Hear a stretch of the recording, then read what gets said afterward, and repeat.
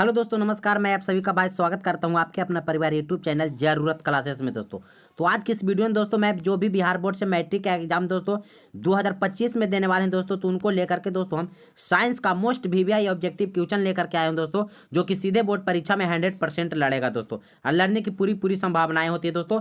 सिर्फ हम वही कराते हैं दोस्तों जो कि सीधा बोर्ड परीक्षा में पूछने की संभावना होती है दोस्तों। तो चलिए दोस्तों, नो बकवास ओनली करता हूँ वीडियो को स्टार्ट। दोस्तों फर्स्ट नंबर सवाल आपके सामने रहा दोस्तों। अगर किसी का आंसर पता रहेगा मेरे शेर बहादुर साथियों तो उसका आंसर कमेंट बॉक्स में जरूर बताइएगा सर, ठीक है। चलिए दोस्तों, फर्स्ट नंबर सवाल आपके सामने दोस्तों कि प्रतिबिंब का आकार हमेशा बराबर होता है, ठीक है। बराबर कौन सा दर्पण में बनता है दोस्तों? तो इसका उत्तर दोस्तों आप लोग कमेंट बॉक्स में दे सकते हैं, ठीक है। तो इसका करेक्ट आंसर हो जाएगा दोस्तों ऑप्शन सी, समतल दर्पण। समतल दर्पण में दोस्तों हमेशा किसी भी वस्तु का प्रतिबिंब बराबर बराबर बनता है। जी हाँ दोस्तों। चलिए नेक्स्ट सवाल रहा दोस्तों आपके स्क्रीन पे आपके सामने दोस्तों कि निम्नांकित में कौन सा पदार्थ लेंस के लिए प्रयुक्त नहीं किया जा सकता है? प्रयुक्त नहीं किया जा सकता है दोस्तों लेंस बनाने के लिए। तो आपको यहाँ पे हम बताते हैं दोस्तों कि अगर दोस्तों ज्यादातर जो सवालें पूछी गई है इस प्रकार से, वो ज्यादातर ऑप्शन में मिट्टी देता था और सही यही होता था। बट देख सकते हैं दोस्तों यहाँ पे ऑप्शन के अकॉर्डिंग आप मार सकते हैं। तो इसका करेक्ट आंसर दोस्तों ऑप्शन सी हो जाएगा, पीतल दोस्तों। पीतल का उपयोग दोस्तों लेंस बनाने के लिए नहीं किया जा सकता है। नेक्स्ट सवाल आपके सामने है दोस्तों यहाँ पे ओजोन परत का अवक्षय। ओजोन परत दोस्तों जिसका क्षति हो रहा है उसका मुख्य कारक क्या है दोस्तों? उसका जिम्मेवार कौन हो सकता है? तो CFC इसका मतलब होता है दोस्तों क्लोरोफ्लोरोकार्बन। क्लोरोफ्लोरोकार्बन इसका करेक्ट आंसर दोस्तों ऑप्शन बी हो जाएगा दोस्तों। लगे रहिए दोस्तों, अगर अगला टॉपर आपको बनना है दोस्तों तो आपको मेहनत पूरा बरकरार बना करके रखना दोस्तों। जब तक तोड़ेंगे नहीं तब तक छोड़ेंगे नहीं दोस्तों, ठीक है। क्लोरोफ्लोरोकार्बन ये जिम्मेवार किसके लिए दोस्तों? तो एक ओजोन परत को अक्षय करने के लिए दोस्तों। नेक्स्ट सवाल आपके सामने दोस्तों 4 नंबर, फ्यूज तार किन दो धातुओं का मिश्र धातु है? फ्यूज तार जो रहता है दोस्तों वो किन दो धातुओं का मिश्र धातु है दोस्तों? तो सीसा प्लस टीन हो जाएगा, सीसा प्लस टीन हो जाएगा दोस्तों। ऑप्शन हमारा डी करेक्ट आंसर हो जाएगा दोस्तों। अगर किसी का आंसर पता रहेगा मेरे भाई तो बताइएगा कमेंट बॉक्स में। कहा गया निम्नांकित में कौन ऑक्सीकारक है? देखिए दोस्तों ऑक्सीकारक पूछा है, ठीक है। तो ऑक्सीकारक हम उसको कहते हैं दोस्तों जिसमें ऑक्सीजन जुड़ता है, जिसमें ऑक्सीजन जुड़ता है दोस्तों। तो जिसमें ऑक्सीजन जुड़ता है उसे ऑक्सीकारक कहते हैं दोस्तों, ठीक है। चलिए तो देखिए इसमें ऑक्सीजन नहीं जुटा हुआ है, इसमें नहीं जुटा हुआ। ये देखिए कार्बन मोनोऑक्साइड है दोस्तों। ऑक्सीजन आप देख सकते हैं कि डी ऑप्शन दोस्तों आपका करेक्ट आंसर हो जाएगा दोस्तों। ऑप्शन आपका डी करेक्ट आंसर हो जाएगा दोस्तों। चलिए नेक्स्ट सवाल दोस्तों, अगर ये वीडियो पसंद पड़ा होगा दोस्तों तो वीडियो को दोस्तों के साथ शेयर कीजिए, चैनल को सब्सक्राइब कीजिए दोस्तों अगर वीडियो अच्छा लगेगा तो दोस्तों, ठीक है। नेक्स्ट सवाल आ गया कि विरंजक चूर्ण का अनुसूत्र, यानी विरंजक चूर्ण का दोस्तों रासायनिक सूत्र पूछा है। तो इसका करेक्ट आंसर हो जाएगा दोस्तों ऑप्शन सी, CaOCl2। CaOCl2 इसका करेक्ट आंसर दोस्तों ऑप्शन आपका सी बिल्कुल राइट जवाब हो जाएगा। नेक्स्ट सवाल आपके सामने रहा मेरे शेर बहादुर साथियों, धातु के ऑक्साइड होते हैं, धातु के ऑक्साइड होते हैं जब तक तोड़ेंगे नहीं तब तक छोड़ेंगे नहीं दोस्तों। धातु का ऑक्साइड क्या होता है दोस्तों? तो कान खोल के सुन लीजिए, धातु का ऑक्साइड क्षार होता है, धातु का ऑक्साइड क्षार होता है। अरे यह पे अगर दोस्तों अधातु पूछेगा तो अधातु का ऑक्साइड दोस्तों अम्ल होता है। तो दोस्तों यहाँ पे क्वेश्चन पूछा है धातु, तो धातु पूछा है तो क्षार मारेंगे, अगर अधातु पूछा दोस्तों तो अम्ल मारते। तो इसका करेक्ट आंसर ऑप्शन बी हो जाएगा दोस्तों क्षार, क्योंकि धातु है। आगे दोस्तों कौन सा असंतृप्त हाइड्रोकार्बन देता है? मतलब असंतृप्त हाइड्रोकार्बन कौन देता है दोस्तों? तो इसका करेक्ट आंसर हो जाएगा दोस्तों योगशील अभिक्रिया। योगशील माने दोस्तों संयोजन अभिक्रिया। कैसा अभिक्रिया दोस्तों? कहे तो संयोजन अभिक्रिया, यानी ऑप्शन दोस्तों हमारा बी करेक्ट आंसर हो जाएगा बिल्कुल दोस्तों।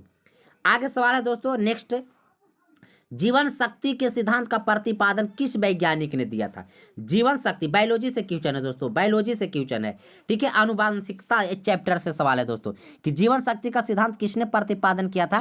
तो बर्जीलियस ने किया था। किसने किया था दोस्तों? ये बर्जीलियस जी ने किए थे दोस्तों। क्या चीज? जीवन शक्ति के सिद्धांत का प्रतिपादन।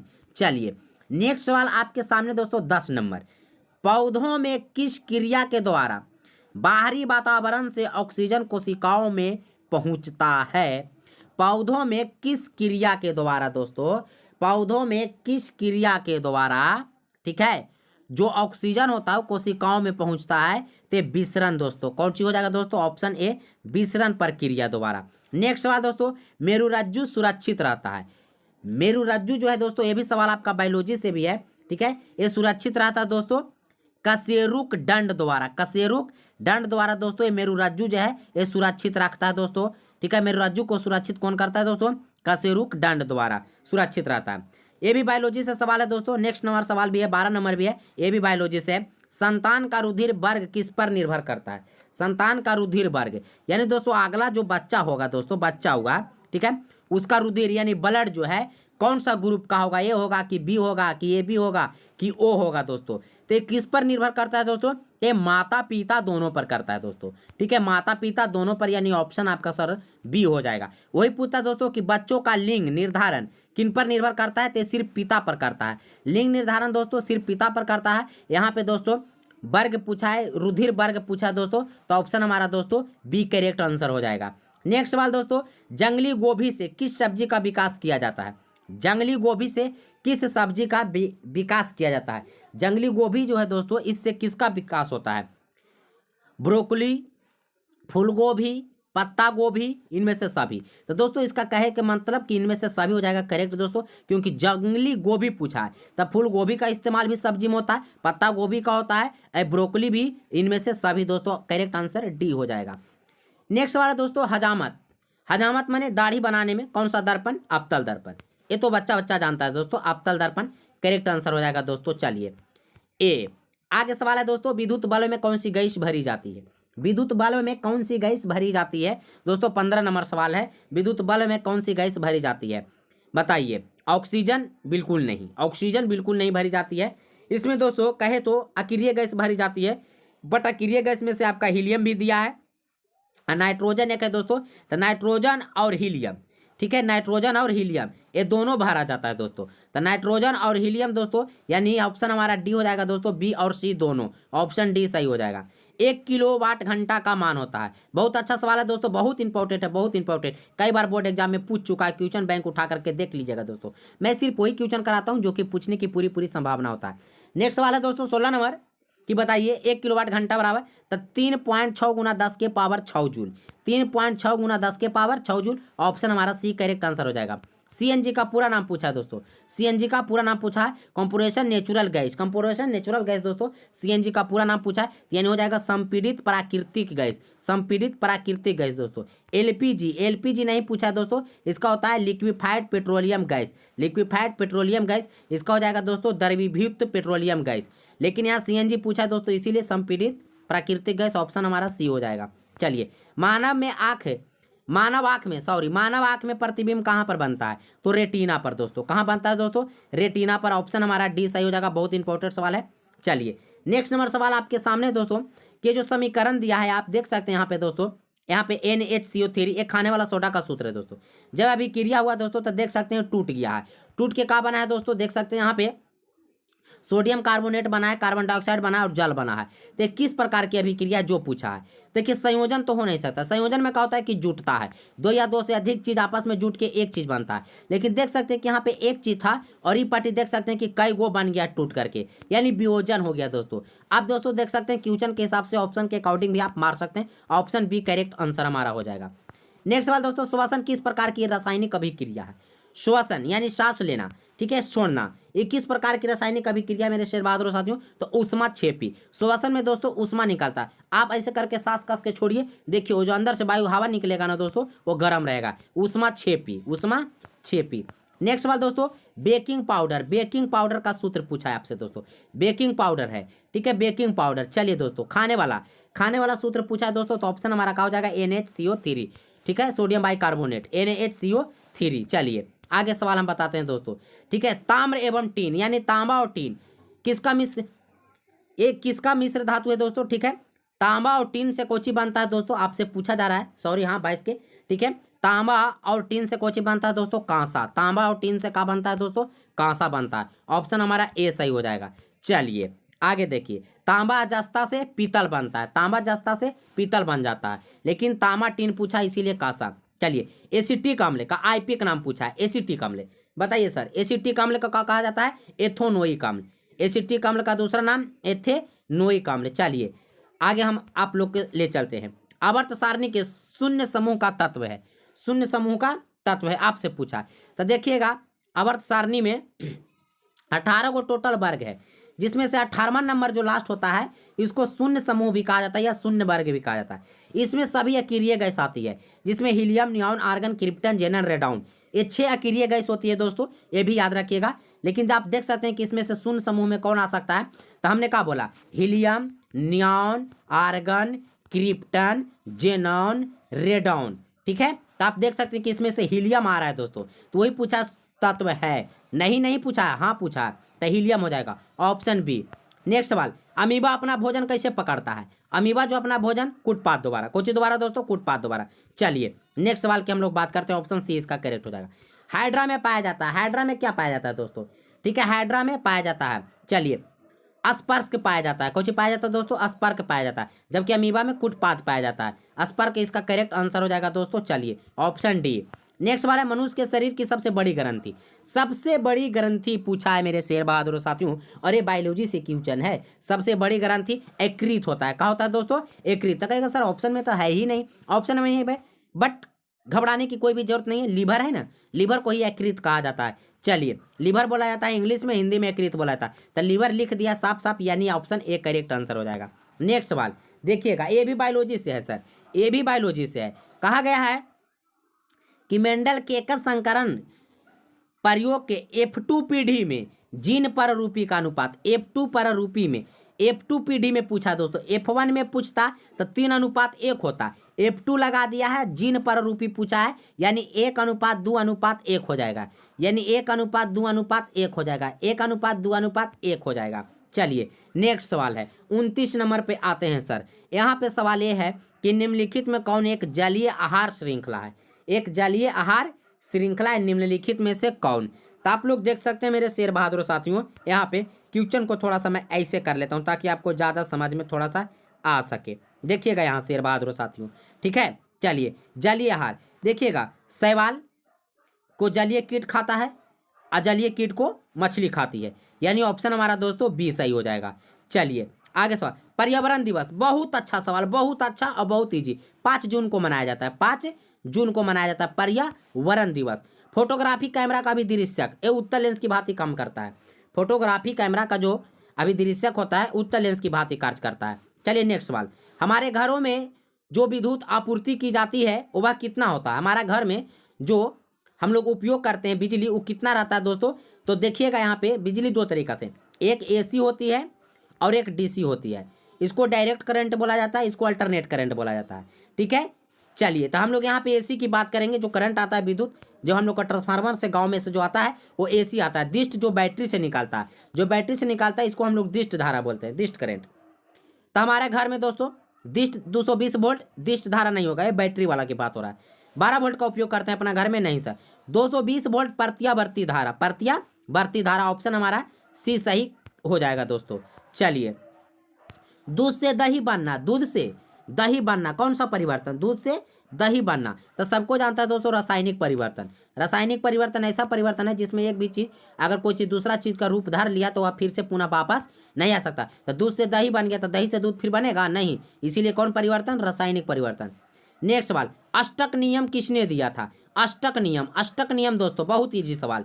अष्टक नियम कौन दिया था दोस्तों? न्यूलैंड्स ने किए। कौन दिया था दोस्तों? न्यूलैंड्स, ऑप्शन हमारा डी सही हो जाएगा। जबकि यहाँ पे तिर्यक नियम पूछता दोस्तों, कौन नियम? तिर्यक नियम, तो डोबे राइनर हो जाता, डोबे राइनर हो जाता, लेकिन अष्टक नियम पूछा इसीलिए मेरे भाई लैंड्स हो जाएगा, न्यूलैंड्स, ऑप्शन डी। चलिए आगे सवाल, स्त्री केसर के आधारीय भाग को क्या कहते हैं? स्त्री केसर का जो आधारीय भाग होता है इसको क्या कहते हैं? फूल से रिलेटेड सवाल है, यानी बायोलॉजी से है। तो बताइए सर, बताइए स्त्री केसर के आधारीय भाग को क्या कहते हैं? अंडाशय कहते हैं। क्या कहते हैं? अंडाशय। क्या कहते हैं दोस्तों?